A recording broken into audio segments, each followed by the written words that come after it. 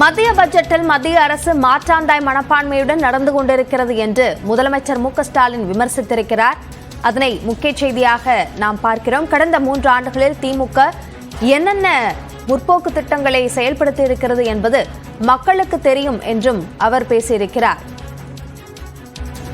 அது சார்ந்த முதலமைச்சர் பேசிய அந்த தொகுப்பை பார்க்கலாம். வணக்கம். இந்நேரம் டெல்லியில் நடைபெறுகிற பிரதமர் தலைமையிலான நிதி ஆயோக் கூட்டத்தில் பங்கெடுத்திருக்க வேண்டிய நான் ஒன்றிய பாஜக அரசோட மாற்றாந்தாய் மனப்பான்மை கொண்ட நிதிநிலை அறிக்கையால நீதி கேட்டு மக்கள் மன்றமான உங்க முன்னாடி பேச வேண்டிய கட்டாயத்துக்கு ஆளாக்கப்பட்டிருக்கேன்.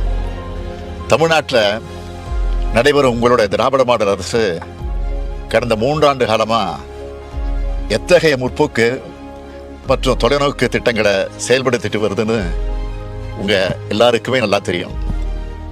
நம்ம அரசோட திட்டங்களின் பயன்கள் ஒவ்வொரு குடும்பத்துக்கும் ஒவ்வொரு குடிமகனுக்கும் நேரடியாக கிடைக்குது.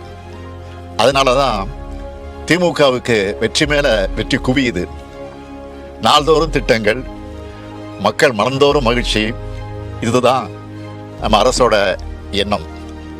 இப்படிப்பட்ட நம்மோட எண்ணங்களுக்கு இடையூறு ஏற்படுத்துகிற செயல்களை ஒன்றிய அரசு தொடர்ந்து செஞ்சுக்கிட்டு வருது. ஒரு அரசு எப்படி செயல்படணும் என்பதற்கான இலக்கணத்தை நான் அடிக்கடி சொல்லிட்டு வரேன். ஒரு நல்ல அரசுன்றது வாக்களித்த மக்களுக்கு மட்டும் இல்லை, வாக்களிக்க மறந்த மக்களுக்கும் சேர்ந்து பாடுபடணும். இப்படி தான் தமிழ்நாடு அரசு பணியாற்றிட்டு இருக்கு. ஏன் மோடி தலைமையிலான பாஜக அரசு வர்றதுக்கு முன்னாடி இருந்த எல்லா ஒன்றிய அரசுகளும் கூட அப்படித்தான் இருந்தது. ஆனால் இந்த பெருந்தன்மை ஒன்றிய பாஜக அரசுகிட்ட இல்லை. இவங்க மட்டும்தான் அரசியல் நோக்கத்தோடு அரசு நடத்துகிறாங்க. அதுக்கு அடையாளம்தான் கடந்த 23ஆம் தேதி தாக்கல் செய்யப்பட்ட பட்ஜெட். நடந்து முடிஞ்ச நாடாளுமன்ற தேர்தலில் மக்களுக்கு எதிராக நடந்து கொண்ட பாஜகவை பல்வேறு மாநில மக்களும் புறக்கணிச்சாங்க. அப்படி புறக்கணித்த மாநிலங்களில் அந்த மாநில மக்களை பழிவாங்கிற பட்ஜெட்டாக தான் ஒன்றிய நிதியமைச்சர் தாக்கல் செஞ்சிருக்க பட்ஜெட் அமைஞ்சிருக்கு. ஒட்டுமொத்த இந்திய மக்களுக்காகவும் உருவாக்க வேண்டிய பட்ஜெட்டை இந்தியா கூட்டணிக்கு வாக்களித்த மக்களை பழிவாங்க உருவாக்கியிருக்கார். இது இந்திய அரசியலமைப்பு சட்டத்தின்பால் அவர் ஏற்றுக்கொண்ட பதவி பிரமாணத்துக்கு முரணானது. ஒன்றிய பாஜக அரசானது தொடர்ச்சியா தமிழ்நாட்டை புறக்கணிச்சுக்கிட்டே வருது. தமிழ்நாட்டுக்குன்னு அவங்க அறிவிச்ச ஒரே ஒரு சிறப்பு திட்டம்னா அது மதுரை எய்ம்ஸ் மருத்துவமனை தான். ஆனால் அதுவும் 10 ஆண்டுகளாகியும் என்ன நிலைமையில் இருக்குன்னு உங்களுக்கு நல்லா தெரியும். தமிழ்நாட்டுக்குன்னு எந்த சிறப்பு திட்டத்தையும் கொடுக்காம தமிழ்நாட்டு மக்கள் பாஜகவுக்கு வாக்களிக்கணும்னு எப்படித்தான் எதிர்பார்க்குறாங்களோ தெரியல. 3வது முறையா பாஜக ஆட்சி அமைச்சிருக்கு. ஆனா இந்திய மக்கள் அந்த கட்சிக்கு பெரும்பான்மை அளிக்கல. ஒரு சில மாநில கட்சிகளோட சப்போர்ட் இல்லைன்னா பாஜகவால ஆட்சி அமைச்சிருக்க முடியவே முடியாது. இப்படிப்பட்ட நிலையில தங்களோட சறுக்களுக்கு என்ன காரணம்னு உணர்ந்து பாஜக திருந்தி இருக்கணும்னு நினைச்சேன். ஆனா ஏமாற்றம் தான் மிஞ்சி இருக்கு. பட்ஜெட்டுக்கு 2 நாளைக்கு முன்னாடி கூட நம்மளோட தமிழ்நாட்டு தேவைகள் என்னன்னு சோசியல் மீடியா மூலமாகவே ஒன்றிய ஆட்சியாளர்களுக்கு தெரியப்படுத்தினேன். ஆனால் அதிலிருந்து ஒன்றை கூட நிதியமைச்சர் அறிவிக்கல. அவ்வளவு ஏன் தமிழ்நாடு என்ற சொல்லே பட்ஜெட்டில் இல்லை. இவ்வளவு ஆண்டுகளா சும்மா ஒப்புக்காவது ஒரு திருக்குறளை சொல்லி பட்ஜெட்டை வாசிப்பாங்க. இந்த முறை திருவள்ளுவரும் கசந்து போயிட்டார் போல. இப்படிப்பட்ட பட்ஜெட்டில் திருக்குறள் இடம்பெறாதது ஒரு வகையில் நிம்மதி தான். இந்த பட்ஜெட்டில் நாம் ரொம்ப எதிர்பார்த்தது சென்னை மெட்ரோ ரயில் 2ஆம் கட்ட பணிகளுக்கான ஒன்றிய அரசோட நிதி. 2020ஆம் ஆண்டு கொரோனா பெருந்தொற்று காலத்திலேயே மாண்புமிகு ஒன்றிய உள்துறை அமைச்சர் அமித்ஷா அவர்கள் அவசரமாக வந்து அடிக்கல் நாட்டின திட்டம் தான் அது. தமிழ்நாடு அரசும் ஒன்றிய அரசும் இணைஞ்சு 63,000 கோடி ரூபாய் செலவில் இந்த திட்டத்தை செயல்படுத்துவோம்னு 2021ஆம் ஆண்டு ஒன்றிய பட்ஜெட்டில் அறிவிச்சாங்க.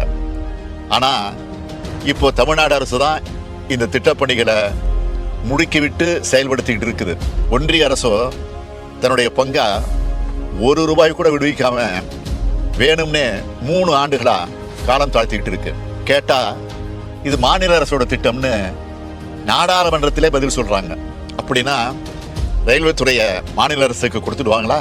கோவை, மதுரை மாநகரங்கள்ல மெட்ரோ ரயில் திட்டங்கள்ல செயல்படுத்துறதுக்கான ஒப்புதல் அளிக்கிறத பத்தி மூச்சே விடல.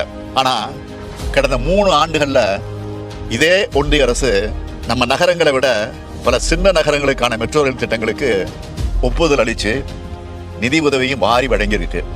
இது எந்த விதத்துல நியாயம்? கடந்த ஆண்டு 2 முறை புயல்கள் தாக்கி கடும் இயற்கை பேரிடர்களை தமிழ்நாடு சந்திச்சது. இதுக்கு நிவாரணமா 37,000 கோடி ரூபாய் கேட்டோம். ஆனா ஆண்டுதோறும் வழக்கமா வழங்கப்பட வேண்டிய 276 கோடி ரூபாய் நிதியை அளிச்சுட்டு ஏமாத்திட்டாங்க. சரி, இந்த பட்ஜெட்லயாவது வெள்ள நிவாரண அறிவிப்பு வெளியாகும்னு காத்திருந்தோம். ஆனா தங்களுடைய பதவி நாற்காலிக்கு கால்களா இருக்கிற மாநிலங்களுக்கு 10,000 கோடி ரூபாய்க்கு மேல நிதியை அள்ளி வழங்கி இருக்கிறார் ஒன்றிய நிதியமைச்சர். ஒட்டுமொத்தமா சொல்லணும்னா தமிழ்நாட்டுக்கு புதிய திட்டங்கள் அறிவிக்கல என்பதோடு ஏற்கனவே நடைபெற்று வர திட்டங்களுக்கான நிதியையும் குறைக்கிற வஞ்சக முயற்சியில ஈடுபட்டு இருக்கு இந்த ஒன்றிய அரசு. இது எல்லாத்தையும் விட கொடுமையான விஷயம் என்னன்னா, தமிழ்நாடு பள்ளிக்கல்வித்துறை முடக்கிற வகையில 20 ஆண்டுகளுக்கு மேலாக செயல்படுத்தப்பட்டு வர அனைவருக்கும் கல்வி இயக்கம் திட்டத்தின் கீழ் வழக்கமா விடுவிக்கப்பட வேண்டிய நிதியை கூட நிறுத்தி வச்சிருக்காங்க. தேசிய கல்விக் கொள்கையை செயல்படுத்துவோம்னு கையெழுத்து போட்டாதான் நிதியை விடுவிப்போம்னு அடம் பிடிக்குது ஒன்றிய அரசு. மாணவ மாணவிகளோட கல்வி பாழாகுமே, அவங்களுக்கு கல்வி கற்பிக்கும் ஆசிரியர்களுக்கு ஊதியம் வழங்க முடியாத நிலை வருமேன்னு ஒரு துளி கவலை கூட இல்லாம தங்களோட கொள்கை திணிப்பையும் இந்திய திணிப்பை மட்டுமே முன்னிறுத்தக்கூடியதா தான் பாஜக அரசு இருக்கு. அடுத்து பட்ஜெட் உரையில இன்னொன்றையும் சொல்லியிருக்காங்க. மாநிலங்களால் விதிக்கப்படும் முத்திரைத்தார் கட்டணத்தை குறைப்போம்னு. மாநிலங்களை கலந்து ஆலோசிக்காமலேயே பட்ஜெட்ல அறிவிக்கிறார் ஒன்றிய நிதியமைச்சர். ஏற்கனவே ஜிஎஸ்டி வரி விதிப்பு முறையை கொண்டு வந்து மாநிலங்களோட வரி விதிப்பு உரிமையை எடுத்துக்கிட்டாங்க. நான் கேட்கறது என்னன்னா, ஜிஎஸ்டியால் தமிழ்நாட்டிற்கு ஏற்பட்டிருக்கக்கூடிய இழப்பை சரி கட்டுறதுக்கான 20,000 கோடி ரூபாய் இழப்பீட்டையே இன்னும் அளிக்காத இந்த ஒன்றிய அரசுக்கு மாநிலங்களோட வரி விதிப்பு முறையை மாற்றி அமைக்கிற அதிகாரத்தை யார் கொடுத்தது? கடந்த 10 ஆண்டுகளா வருமான வரி சலுகை இன்றி தவிச்சிட்டு இருக்க நடுத்தர குடும்பங்களுக்கு வெறும் 17,500 ரூபாய் சலுகை மட்டும் வழங்கி அந்த சலுகையும் பெரும்பான்மையோருக்கு கிடைக்காம செஞ்சுட்டு பெரும் வரி சலுகை கொடுத்ததா மார்த்தட்டிக்குது இந்த ஒன்றிய அரசு. இது தமிழ்நாட்டை பழிவாங்குகிற பட்ஜெட் மட்டுமல்ல, ஒட்டுமொத்த இந்திய நாட்டு மக்களையே பழிவாங்குகிற பட்ஜெட். சுயநலத்துக்காக நாற்காலியை காப்பாத்திக்க போட்டுக்கொண்ட பட்ஜெட் இது. ஒன்றிய அரசுக்கு தமிழ்நாட்டு மக்களின் குரலா, ஏன் இந்திய நாட்டு மக்களின் குரலா ஒன்று சொல்றேன். மேலும் மேலும் தவறு செய்றீங்க, மேலும் மேலும் தோல்விகளை சந்திப்பீங்க. இந்திய நாடாளுமன்றத்தோட 2 அவைகளும் கொந்தளிக்கிற மாதிரி இந்திய மக்களோட மனங்களும் கொந்தளிப்புல இருக்கு. இதுக்கு பாஜக பதில் சொல்லியே தீர வேண்டும்.